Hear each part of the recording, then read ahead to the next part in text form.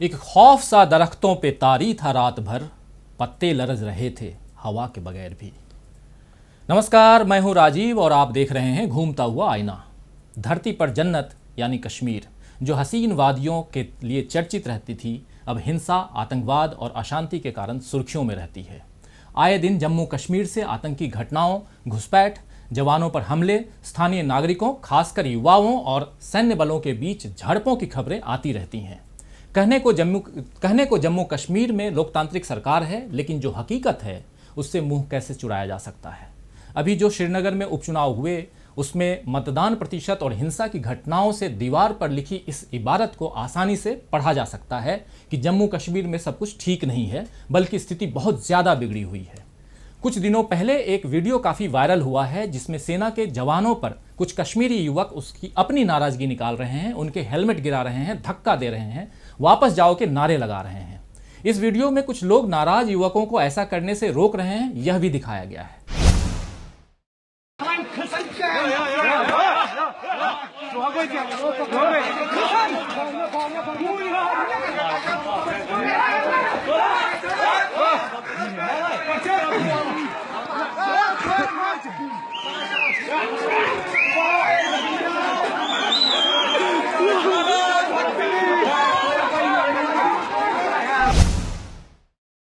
कश्मीरी युवकों के इस वीडियो से देश में काफी नाराजगी देखी जा रही है और जवानों के साथ ऐसे व्यवहार पर काफी रोष भी है।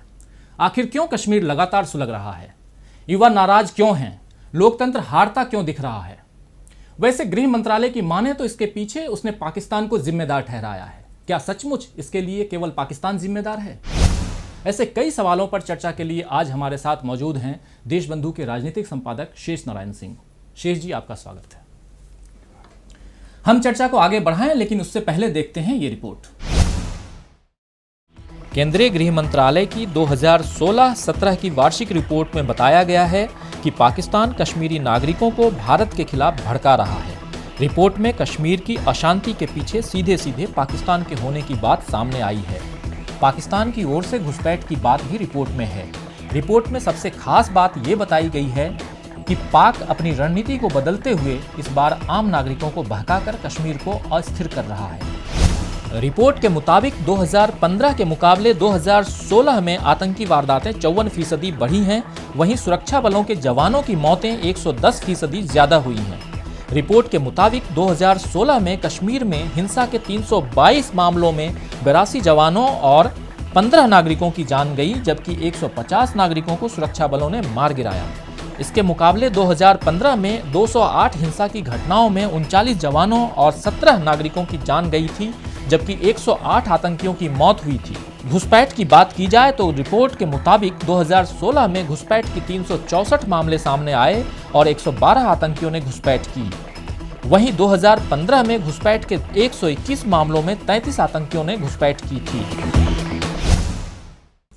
इस रिपोर्ट के बाद कम से कम केंद्र सरकार यह नहीं कह सकती है कि किसी राजनीति के तहत उस पर कश्मीर समस्या का ठीकरा फोड़ा जा रहा है, क्योंकि जो आंकड़े हैं वे उसके ही गृह मंत्रालय के हैं। सरकार भले इसके लिए पाकिस्तान को जिम्मेदार माने, लेकिन जम्मू कश्मीर के लोगों को लगता है कि भारत सरकार कश्मीर के मुद्दे को नजरअंदाज कर रही है और कश्मीरियों की आकांक्षाओं और राजनीतिक मांगों को लेकर वो गंभीर नहीं है। इसे लेकर कश्मीर में नौजवानों में बहुत गुस्सा है। कश्मीरी युवकों का ये गुस्सा हमने 2016 के प्रदर्शनों में भी देखा, जो काफी लंबा चला, लेकिन बाद में लगा कि ये अब ठंडा पड़ चुका है, पर ऐसा नहीं हुआ। ऐसा लगता है कि इस नाराजगी में फिर से उबाल आ रहा है। सड़कों पर जो लोग प्रदर्शन कर रहे हैं और मर रहे हैं वो नौजवान हैं, 17-18 साल के हैं। आखिर उनमें ये गुस्सा क्यों है? शेष जी, यही मैं आपसे पूछना चाहता हूं कि आखिर उनमें गुस्सा क्यों है?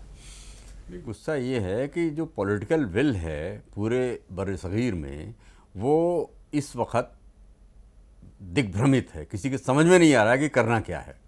और उधर से पाकिस्तान की तरफ से उनको पैसा कौड़ी दे के, जैसा कि आपने देखा भी होगा, 700 रुपया प्रतिदिन की मजदूरी पे वो बच्चे पत्थर फेंकने के लिए लाए जाते हैं।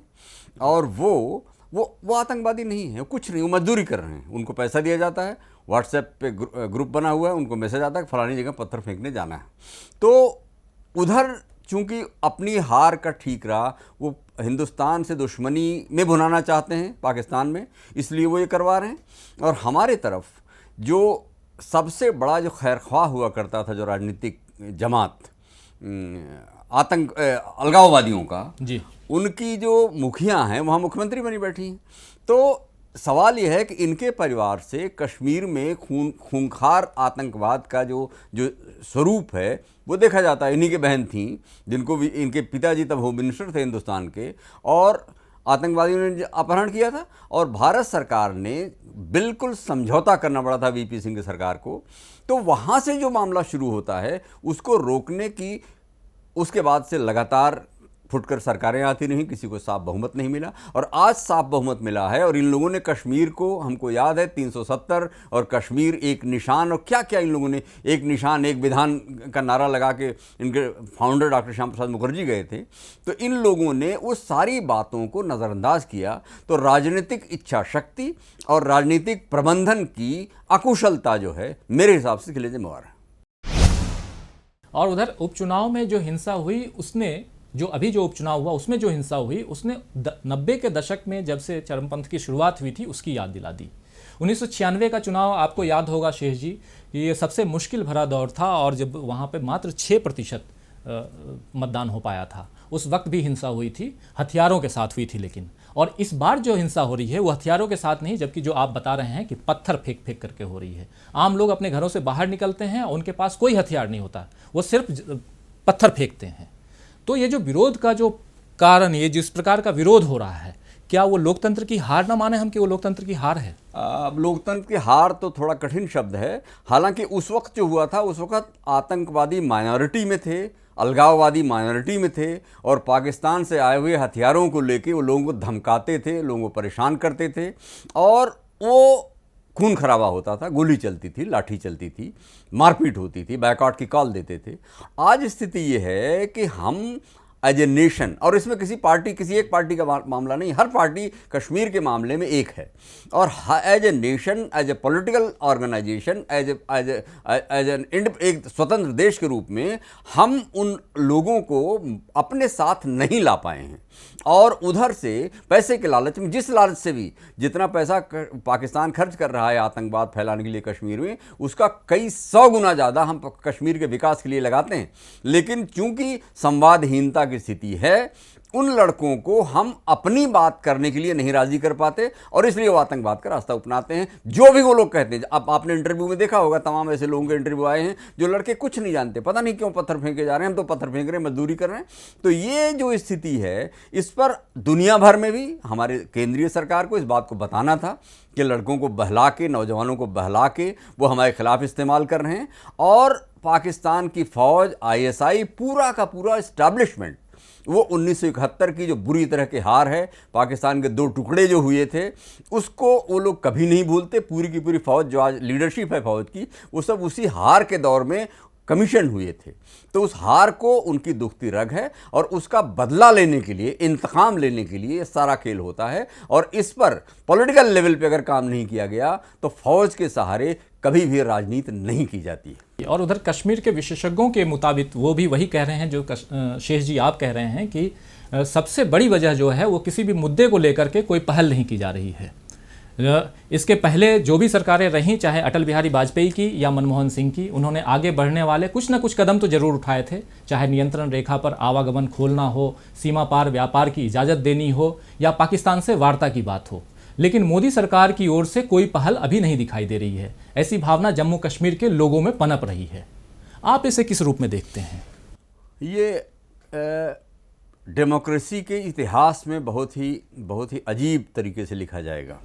कश्मीर में उन्होंने, जो देश की रूलिंग पार्टी है, सबसे बड़ी जो जमात है, सबसे बड़ी पार्टी है, उन्होंने सत्ता में शामिल होने के लिए एक ऐसे जमात को सपोर्ट कर दिया है जो कि भारत विरोधी तत्वों के दोस्त रहे हैं जी। तो ये जो एक स्थिति है, अटल बिहारी वाजपेयी ने, मनमोहन सिंह ने, इंदिरा गांधी ने, राजीव गांधी ने, सब ने कोशिशें की, और वीपी सिंह ने भी, मैं कहता हूँ, कोशिश की। क्योंकि रुबैया, जब इनकी बहन को लोग ले गए थे अपहरण करके, तो होम मिनिस्टर की बेटी अपहरण हुआ, तो उन्होंने बातचीत के जरिए जो भी उनको करना पड़ा हो, कंदहार हुआ, अटल बिहारी वाजपेयी की का ही हिम्मत थी, पूरी दुनिया में उसकी निंदा हुई, लेकिन उन्होंने अपने होम मिनिस्टर, अपने विदेश मंत्री को कंदहार भेजा, और उसके बदले में लोगों को छोड़ा लाए, लेकिन बातचीत चलती रही, लड़ाई नहीं हुई। आज पता नहीं मुझे क्यों लगता है कि पाकिस्तान तो हमेशा लड़ाई के मूड में रहता है, क्योंकि फ़ौज तभी रिलेवेंट होती है।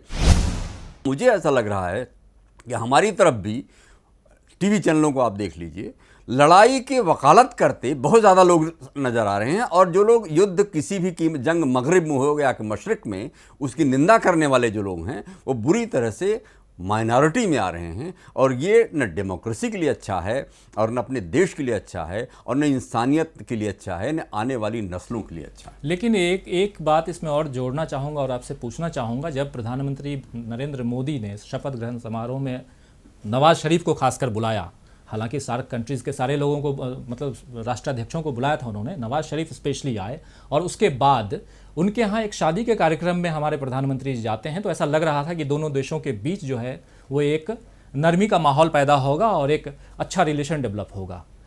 बाद के दिनों में और अभी जो स्थिति उत्पन्न हुई है, वो जो चीज़ें चल रही हैं, इसको किस रूप में देखते हैं? क्या कहीं ना कहीं हमारे टॉप लेवल पे जैसी, मतलब जो कूटनीति होनी चाहिए उसकी कमी दिख रही है? देखिए, वहाँ पे एक हजरत हैं, आतंकवादी हैं, बहुत ही गुनाह के सौदागर हैं, श्री हाफिज सईद। निहायत ही क्रिमिनल माइंड है उनका, और वे तय करते हैं कि पाकिस्तानी फ़ौज का एजेंडा क्या होगा। मैं आपको बता दूं, जब ज़ियाउल हक ने फ़ौजी तानाशाही कायम करने की कोशिश शुरू की थी 78 में वहाँ, तो ये उनके दीनियात के, रिलीजियस अफेयर्स के सलाहकार थे। और ये जो आज जनरल्स हैं सारे, वो सब उन दिनों लेफ्टिनेंट थे, सेकंड लेफ्टिनेंट थे, कैप्टन तक पहुँचे थे, और वो सारे लोग इनका झोला ढोया करते थे। तो वे लोग इनको हर हाल में प्रोजेक्ट करते हैं, और जब इनको लगता है पाकिस्तानी फ़ौज को कि सिविलियन अथॉरिटी, चाहे बेनज़ीर भुट्टो हो चाहे नवाज शरीफ हों, उनको अगर इंटरनेशनल लेवल पे भारत की तरफ से थोड़ा सा भी महत्व मिल रहा हो, तो फ़ौज तुरंत कोई न कोई ऐसा कारनामा कर देती है कि उनको खिसियाना पड़ता है। अब आप गौर करें कि मुशर्रफ जो था वो आर्मी का चीफ था, अटल जी बस से लाहौर गए थे, और अटल जी को एक तो उसने सल्यूट नहीं किया, जो कि बदतमीजी है, और दूसरा नवाज शरीफ की अथॉरिटी इंटरनेशनली और पाकिस्तान की सरजमी पे भी बन रही थी, उसको ख़त्म करने के लिए उसने कारगिल शुरू कर दिया। नवाज शरीफ को बाद में मालूम पड़ा कि कारगिल हो गया है। तो फ़ौज की महत्व को जो नहीं समझेगा और वो सिविलियन मोहब्बत के चक्कर में पड़ेगा, मोदी जी से वही गलतियां, उनकी शादी वादी में जाके उन्होंने एक और हमले का मौका दे दिया। बल्कि ज़रूरत यह है कि उनकी फ़ौज को उसी की पिच पे जो इंदिरा गांधी ने 1971 में किया था, लाल बहादुर शास्त्री ने 1965 में किया था, हालांकि खुदा न करे लड़ाई दोबारा हो, लेकिन ऑपरेशन ब्रॉस ट्रैक्स 1988 में हुआ था और दहशत में आ गई थी पूरी पाकिस्तानी फ़ौज।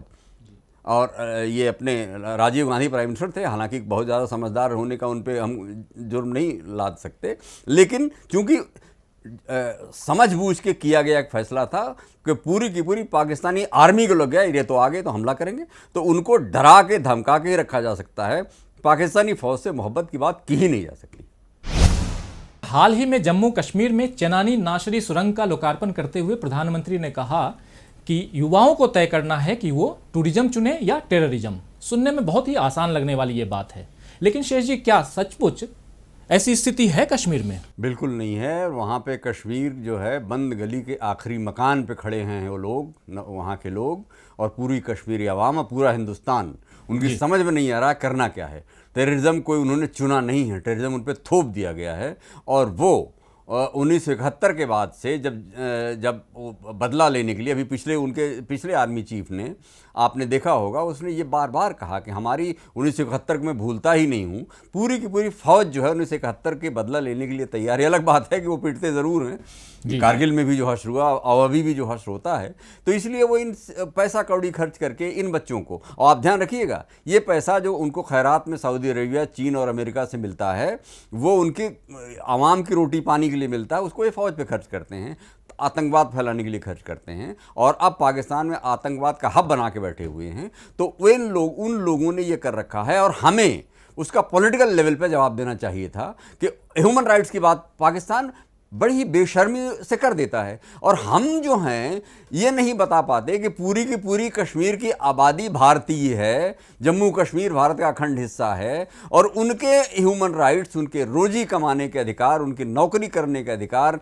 उनके जिंदा रहने के अधिकार को ये लोग जिस तरह से मैनिपुलेट कर रहे हैं और हम उसको क्यों नहीं उठा पाते? तो ये हमारी डिप्लोमेटिक जो कोशिशें हैं उन पर भी एक सवाल खड़ा करता है और हमें निश्चित रूप से इन सवालों को एड्रेस करना पड़ेगा और उसका सारा का सारा जिम्मा कश्मीर में लोकल सरकार की कोई हैसियत नहीं होती, दिल्ली से तय होता है। और अगर बेवकूफ़ी की गई, एक बार राजीव गांधी के बड़े ख़ास सलाहकार थे श्री अरुण नेहरू, और उन्होंने फारूक अब्दुल्ला को हटा के इनके बहनोई गुलशाह को चीफ मिनिस्टर बना दिया था और वहीं से गलती शुरू हुई।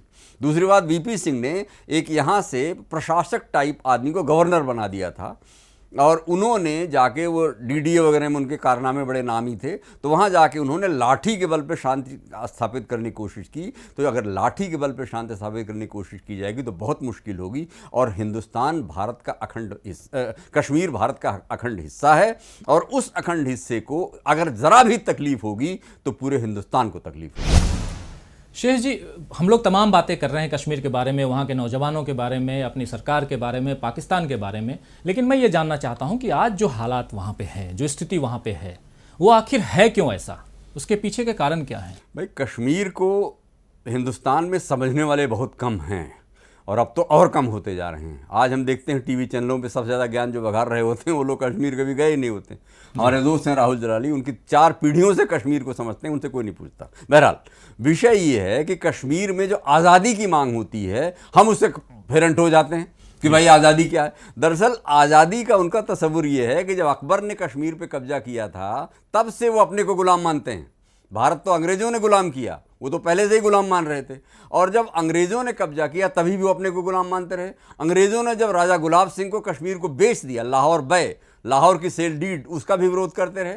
और उनकी आज़ादी की लड़ाई हमारे आज़ादी की लड़ाई के 7 साल चल रही थी और उसमें इसी राजा का विरोध किया जा रहा था। और कश्मीर ने अपने को आज़ाद तब महसूस किया जब राजा ने सरदार पटेल के सामने कश्मीर को भारत का हिस्सा बनाने के कागजों पर दस्तखत कर दिया था। अक्टूबर 1947 में जिस दिन कश्मीर भारत में विलय हो गया उस दिन जम्मू कश्मीर में आज़ादी के जश्न मनाए गए, पूरा का पूरा देश। और आपको मैं बता दूं, जो जनमत संग्रह की बात है वो हमारी मांग थी, क्योंकि पूरा का पूरा कश्मीर भारत के साथ था और शेख अब्दुल्ला उनके नेता थे कश्मीरियों के। और कश्मीरी पंडित हो, मुसलमान हो, कोई भी हो, किसी को परवाह नहीं थी, बहुत सेकुलर स्टेट हुआ करता था।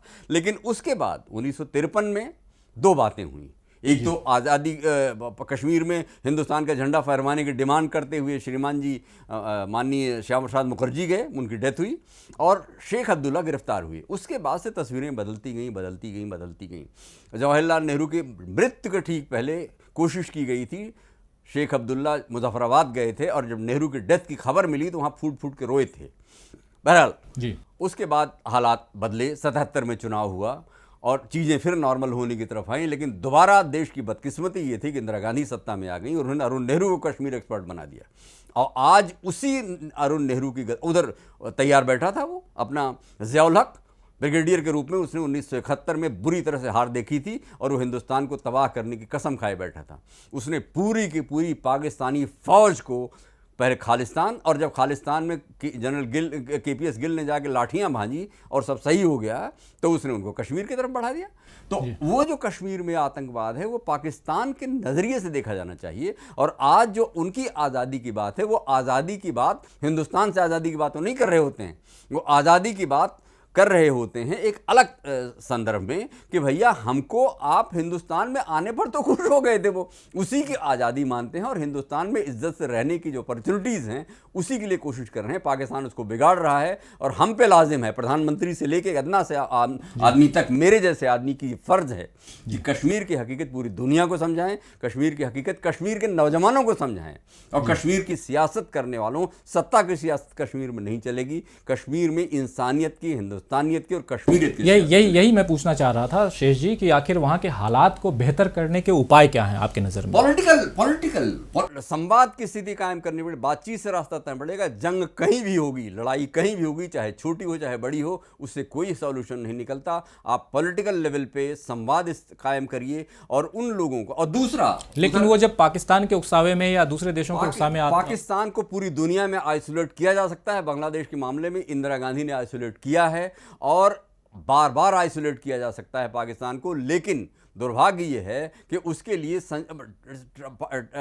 Part two second track two diplomacy होती थी, वो सब अब कहाँ है? कोई है ही नहीं। सारा फैसला जो है राजनीतिक मंचों पे लिया जाएगा, इलेक्शन वाले नज़र से देखा जाएगा, तो कुछ नहीं होने वाला है। कश्मीर में कोई भी जीते, नेशनल कॉन्फ्रेंस जीतती थी और यहाँ की सरकारें उसको अपना मानती थी, क्योंकि सबसे ज़्यादा तो वही प्रो इंडिया हैं। शेख अब्दुल्ला के बेटे और ग्रैंडसन हैं वो लोग। जहाँ हर जगह वंशवाद की राजनीति कर रही है, तो शेख अब्दुल्ला को गाली देके, जवाहरलाल नेहरू को गाली देके, जो कि और सरदार पटेल को गाली देके कश्मीर में करना कुछ भी बड़ा मुश्किल होगा। इन लोगों को चाहिए कि अपने इतिहास को देखें और कश्मीर को फिर से भारत के सरताज के रूप में जो उसको मुकाम मिला हुआ है, और वो मिला हुआ है, उसको फिर से सुरक्षित करें। कश्मीर में खून बहेगा तो पूरे हिंदुस्तान में तकलीफ होगी। अगर वाकई कश्मीर को बचाना है तो राज्य और केंद्र की सरकार को कश्मीर के युवाओं को राजनीतिक बातचीत में शामिल करने पर गंभीरता से सोचना होगा। फिलहाल जो उपाय किए जा रहे हैं उस पर यही कहा जा सकता है कि मदारी मंच पर आकर नए करतब दिखाता है, तमाशा देखता है मुल्क और ताली बजाता है। कभी मैं सोचता हूं कि ये साजिश खत्म कब होगी, कोई चीखता है न कोई हल्ला मचाता है। आज के लिए बस इतना ही। शेष जी, आपने कश्मीर पर जो जानकारी साझा की इसके लिए बहुत बहुत धन्यवाद। फिर मिलेंगे खबरों के नए आईने के साथ। तब तक देखते रहिए DV लाइव।